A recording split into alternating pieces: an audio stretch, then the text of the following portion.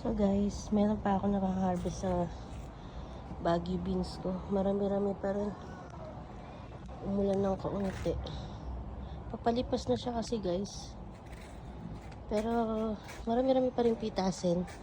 Tapos meron na akong ampalaya sa nabay isa. Tapos ayun sa loob, dalawa. Tapos meron sa baba, tatlo. Tapos ayun pa, apat. Meron pa tsak yan sa loob, hindi ko lang napapansin. Kasi ang gulo-gulo na nila, sabat-sabat na sila. Hindi ko na alam saan tuntunin yung mga bulaklak nila. Sa makikita mo na lang yun ano. So, ito yung beans ng Pilipinas. Tignan nyo, talagang hindi sila lumaki dito sa UK. Ganyan lang siya. Malnourished. Kakaawa. So hopefully magtuloy ang ampalaya natin kasi lumalamig na. Pero ito ang aking talongski. Ang dami niya guys. Ayan. Tapos ayan, ang dami-dami niyang bunga. Wait. Tako siya sa loob. Tapos as usual, yung kamatis namin walang lubay ng bunga. Walang lubay. Akala namin mamamatay. Ito yung kakaibang shape guys. Ang ganda. Para siyang pumpkin. Tapos ayan, ang dami pa. Ayan. Ito. Ayan yung dalawang malaki sa loob. Tapos ayan, dami-dami. Ayan, dami pa pala. Look, ang dami sa loob. Tapos ito yung sili, pansigang. Marami pa rin siyang binubunga. Uy, harvestin na to ah. Teka. Itong kamatis, gumapang palalo. Tinabunan niya itong sili. Pero may mga nakasunod pa guys oh. Ayan, meron pang ayan oh, laki. May mga kasunod pa, ayan pa oh.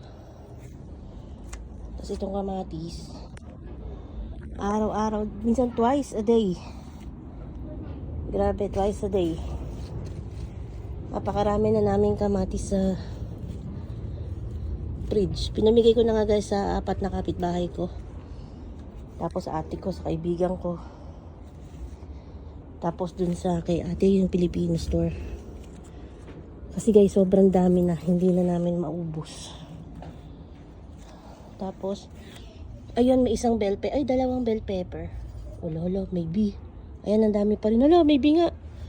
Talong. Hala, huwag mo ko kagatin. Oh my God. Shit. Ayan, ang daming talong. Oh my God. Ano nga yung gagawin ko din eh? Puno pa tayo ng talong. Tapos, ayan yung sili. Bakit kulubot? Tagal niya pumula guys. Ang dami na namin pinitas kasi sobrang dami niya. Ay, ayun! Kaso kinain. Sinong buwisit ang kumain yan? Oh, kambal pa. May pula na. Antayin na lang natin siyang pumula guys. So, ayan. Ay, ayun pa yung kamatis. Hirap abutin.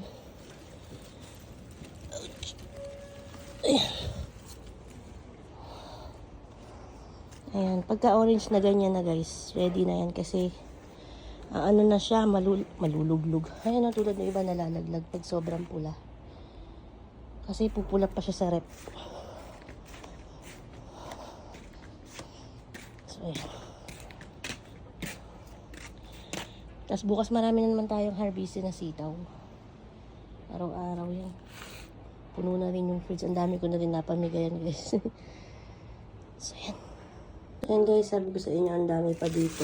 Ang dami pa dyan. Tapos kakaluto lang namin ng minanggahan na manok. Sinama namin ng sitaw. So, ilalim yan sitaw pa guys. So, hugasan ko lang at susupot ko.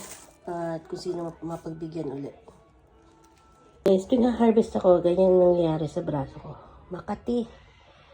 Yung dahon ng kamatis tsaka ng sitaw. Laging ganyan yan, kati-kati. Pula-pula.